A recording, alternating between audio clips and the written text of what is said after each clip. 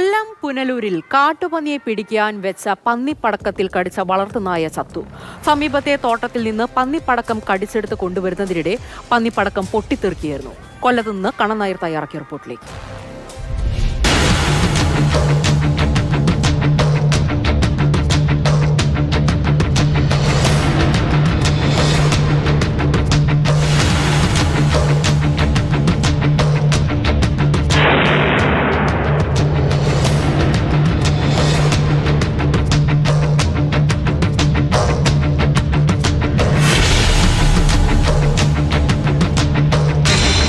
ഇന്നലെ രാത്രി 10 മണിയോടുകൂടി വലിയ ശബ്ദം കേട്ടാണ് വീട്ടുകാർ പുറത്തേക്ക് ഇറങ്ങുന്നത്. ആ സമയത്ത് അവരുടെ അരുമയായിട്ടുള്ള വളർത്തുനായ തല ചിതറിക്കിടക്കുന്ന ഒരു അവസ്ഥയാണ് കണ്ടത്. എന്താണ് സംഭവിച്ചതെന്ന് വീട്ടുകാർക്ക് ആദ്യം മനസ്സിലായില്ല. പിന്നീട് CCTV ദൃശ്യങ്ങൾ പരിശോധിച്ചപ്പോഴാണ് ഏതോ ഒരു വസ്തു ആ നായ എടുത്തുകൊണ്ട് വരികയും കടിച്ചുകൊണ്ട് വരികയും അത് കടിച്ചു പൊട്ടിക്കാൻ ശ്രമിക്കുന്നതിനിടെ വലിയ സ്ഫോടനമുണ്ടാവുകയും ചെയ്തു എന്നുള്ളത് മനസ്സിലാക്കിയത്.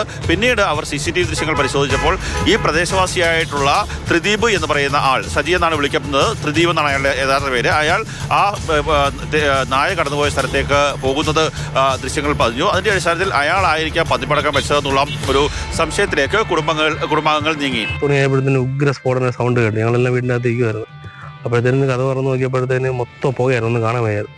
അങ്ങനെ നമ്മൾ ലാവനത്തിൽപ്പെട്ട ഡോഗായിരുന്നു. അത് താഴെ ആരോ പന്നിപ്പടക്കം വെച്ച് പന്നി പടക്കം എടുത്തുകൊണ്ട് ഇവിടെ കൊണ്ടുവന്ന് അത് കടിച്ച് പൊട്ടിത്തെറിക്കുമായിരുന്നു. അങ്ങനെ വീടിൻ്റെ ഗ്ലാസും വീടിൻ്റെ ഭിത്തിയെല്ലാം പൊട്ടലുണ്ടായി. ഇനിയും വെച്ചിട്ടാണ്, ഒരെണ്ണമായിട്ട് അയാൾ കൊണ്ടുവെക്കത്തില്ല. അപ്പം 5-6 കാണും. മിക്കവാറും നാളെ വെട്ടാൻ വരുന്നവരും കയറി ചവിട്ടും. അപ്പം പുള്ളിയെ പോലീസ് പിടിച്ചിട്ടുണ്ട്, പോലീസ് സ്റ്റേഷനിലുണ്ട്.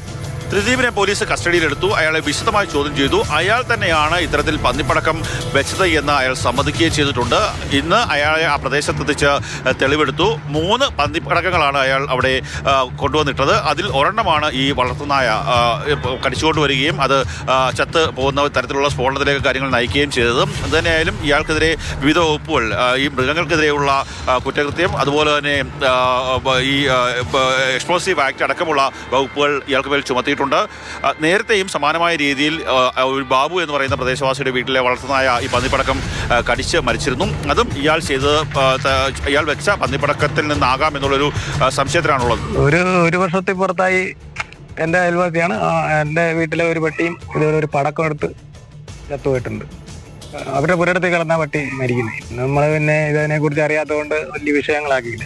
2020 പന്നിപ്പടക്കം ഉപയോഗിച്ച് പന്നിയെ പിടികൂടിയതിന് ഇയാൾക്ക് പേരിൽ കേസുണ്ട്. ഇയാളെ അന്ന് റിമാൻഡ് ചെയ്തിരുന്നു. അതിനുശേഷവും ഇയാൾ സമാനമായ രീതിയിലുള്ള പ്രവൃത്തികൾ തുടരുകയാണ്. ഈ പ്രദേശത്ത് ഏതെങ്കിലും മനുഷ്യർ വന്ന് ഈ പടക്കത്തിൽ ചവിട്ടിയിരുന്നെങ്കിൽ ആ ജീവഹാനി വരെ ഉണ്ടാകാനുള്ള സാധ്യത ഉണ്ടായിരുന്നു. മാത്രമല്ല, ഇപ്പോൾ ചത്തുപോയ ആ നായ വീട്ടുകാരുമായി വളരെ ഒരു അടുപ്പം ഉള്ള ഒരു നായാണ്. ആ നായ സാധാരണ വീട്ടിനുള്ളിലേക്ക് കയറുകയും കുട്ടികൾക്കൊപ്പം കളിക്കുകയൊക്കെ തന്നെ ചെയ്യാറുണ്ട്. ഏതെങ്കിലും തരത്തിൽ പകൽ സമയങ്ങളിലായിരുന്നു ഇത് സംഭവിച്ചതെങ്കിൽ ആ നായ നേരെ വീട്ടിനുള്ളിലേക്ക് കയറുകയും വലിയ ഒരു ദുരന്തത്തിലേക്ക് കാര്യങ്ങൾ പോവുകയും ചെയ്യുമായിരുന്നു. എന്തുതന്നെയായാലും ഇയാൾക്കെതിരെ ജാമ്യമില്ലാ വകുപ്പ് പ്രകാരമുള്ള കേസുകളാണ് പോലീസ് എടുത്തിരിക്കുന്നത്.